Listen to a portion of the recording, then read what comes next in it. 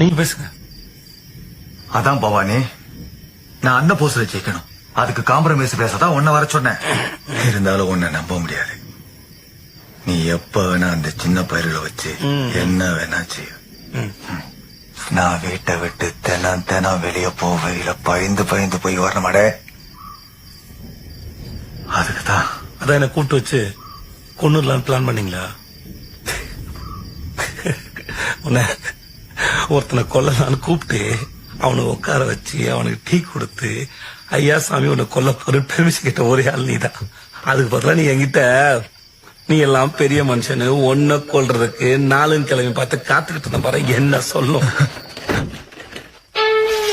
ஜெய் இருடா, உனக்கு ஒரு 2 நிமிஷம் டைம் தரேன். என்னை கொன்னுட்டு உன்னையும் ஆளுங்களையும் காப்பாத்துக்கு.